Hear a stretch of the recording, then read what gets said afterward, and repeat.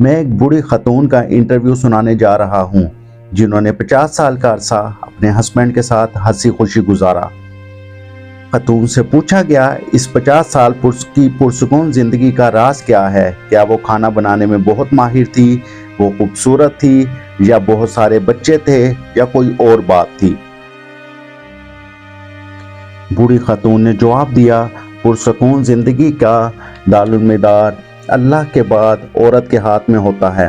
عورت چاہے تو اپنے گھر کو جنت بنا سکتی ہے اور اس کے برعکس وہ چاہے تو جہنم بنا سکتی ہے۔ اس سلسلے میں مال و دولت کا نام نہ لیجئے۔ بہت ساری عورتیں جن کی زندگی اجیرن بنی ہوئی ہے، شوہر ان سے بھاگا بھاگا رہتا ہے۔ خوشحالی اور شادی شدہ زندگی کا سبب پیسہ نہیں ہے۔ بہت ساری عورتیں ہیں جن کے 6-7 بچے ہیں، پھر وہ شوہر کی محبت سے محروم ہیں، بلکہ نوبت طلاق تک آ پہنچتی ہے۔ بہت ساری خواتین اعلیٰ سے اعلیٰ کھانا بنانے کی مہارت رکھتی ہیں، دن بھر نئے سے نیا کھانا بنا رہی ہوتی ہیں، انہیں ہر روز شوہر کی بدسلوکی کا سامنا کرنا پڑتا ہے۔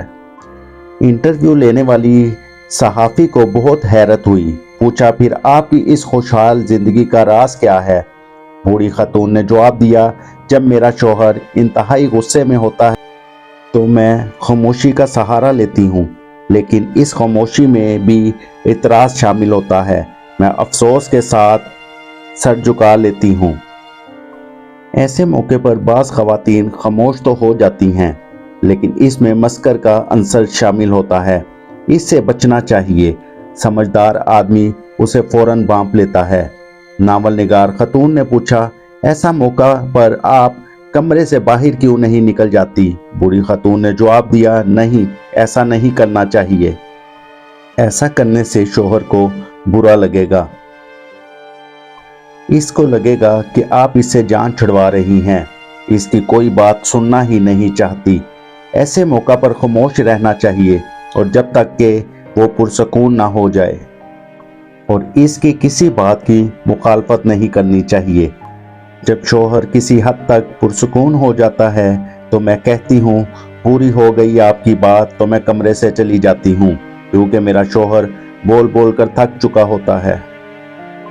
خاتون صحافی نے پوچھا، اس کے بعد آپ کیا کرتی ہیں؟ بول چال بند کرنے کا ظروف اپناتی ہیں؟ کافی عرصہ بات چیت ہی نہیں ہوتی ہوگی۔ بوڑھی خاتون نے جواب دیا، نہیں تو اس بری عادت سے ہمیشہ بچنا چاہیے۔ جب آپ ایک ہفتے تک شوہر سے بات نہیں کرتی، اس وقت اس کو آپ کے ساتھ مصالحت کی ضرورت ہوتی ہے۔ وہ اس کیفیت کا عادی ہو جائے گا، پھر یہ چیز بڑھتے بڑھتے خطرناک قسم کی شکل اختیار کرے گی۔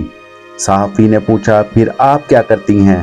تو بوڑھی خاتون نے کہا، میں 2-3 گھنٹے بعد جوس اور ایک کپ کافی کا لے کر جاتی ہوں اور محبت بھرے انداز میں کہتی ہوں، لیجئے۔ حقیقت میں شوہر کو اس کی ضرورت ہوتی ہے۔ پھر اس سے باتیں کرنے لگتی ہوں تو وہ پوچھتا ہے، کیا میں اس سے ناراض ہوں؟ میں کہتی ہوں نہیں تو۔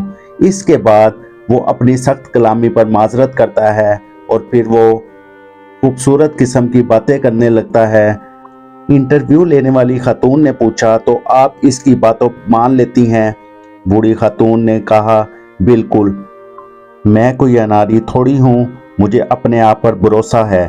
کیا آپ چاہتی ہیں کہ جب وہ غصے میں ہو تو میں اس کی بات کا یقین کر لوں، اور جب پرسکون ہو تو اس پر اعتبار نہ کروں؟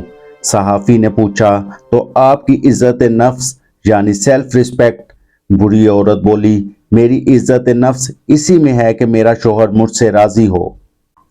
اس ساری کہانی میں ان عورتوں کے لیے بہت کچھ چھپا ہوا ہے جن کی اپنے خاوند سے کسی نہ کسی بات پہ لڑائی جھگڑا ہوتا ہے۔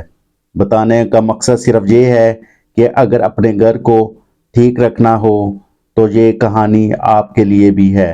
اور اس کے ساتھ میں آپ سے اجازت چاہتا ہوں۔ اللہ حافظ۔